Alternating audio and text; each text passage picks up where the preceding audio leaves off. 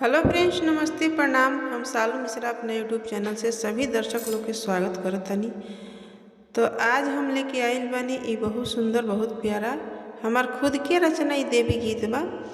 रवल सुनी जैसन भी लागी कमेंट में बताएम लोग। अच्छा लग जाए तो फैमिली फ्रेंड में शेयर जरूर करें और ज़्यादा से ज़्यादा लाइक करें लोग। तो चलिए हम अपना गीत के आगे बढ़ाओ तनी। कौन मैया सांझे आवस, कौन मैया सवेरे हो कि कौन मैया ना हो कि कौन मैया ना आवेले दोपहरिया हो कौन मैया ना आवेली दोपहरिया हो कौन मैया ना।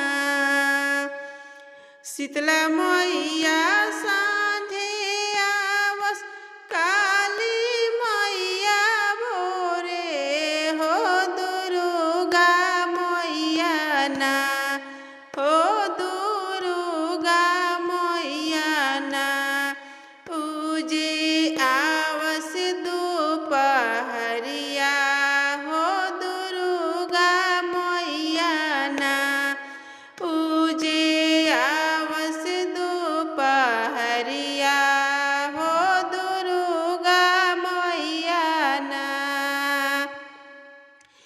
आ कौन मैया का चढ़ियावस, कौन मैया सवारी हो कौन मैया ना करस कौन सवरिया हो कौन मैया ना करस कौन सवरिया हो कौन मैया ना। शीतला मैया गौड़ा चढ़ियावस, काली मैया बघवा हो दुर्गा मैया ना हो दुर्गा मैया ना करस शेरवा के सवरिया हो दुर्गा मैया ना करस शेरवा के सवरिया हो दुर्गा मैया ना। आ कहवा बैठाइबो में तीन भवानी हो से कहवा में ना हो से कहवा में ना बैठाइबो तीन मायरिया हो से कहवा में ना बैठाइबो तीन मायरिया हो से कहवा में ना।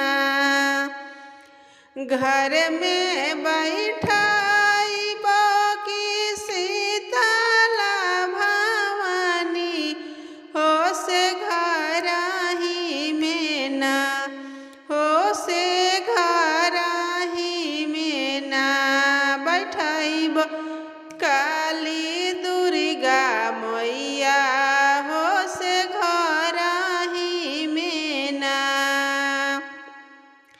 कौन पूजा करबो में शीतला भवानी हो कौन पूजवाना हो कौन पूजवाना करब काली मैया दुर्गा हो कौन पूजवाना करबो काली मैया दुर्गा हो कौन पूजवाना।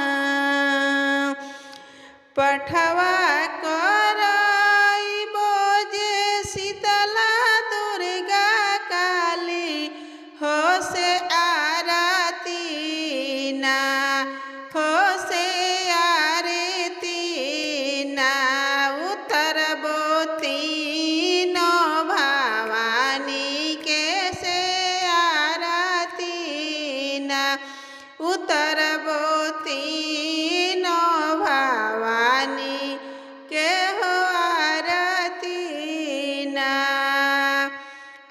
कवन भोग लगाइबो में शीतला भवानी हो कवन भोगवाना हो कवन भोगवाना लगाइबो काली दुर्गा मैया हो से कवन भोगवाना लगाइबो काली दुर्गा मैया हो से कवन भोगवाना हलवा पूरी लगाइबो में शीतला भवानी हो से हलवा पूरी ना हो से हलवा पूरी ना खियाइबो काली मैया दुर्गा हो से हलवा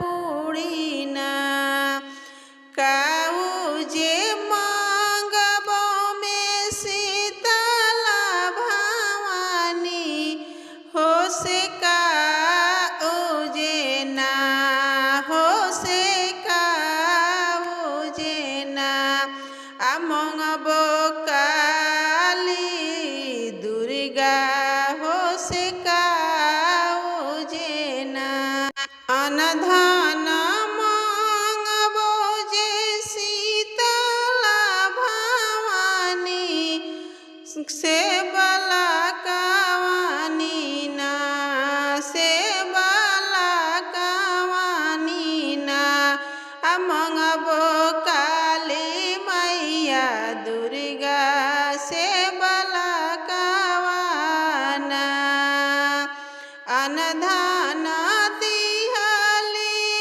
शीतला भवानी हो बला कवाना हो बला कवाना दिहली काली मैया दुर्गा हो बला कवाइना दिहली काली मैया दुर्गा हो बला कवाइना।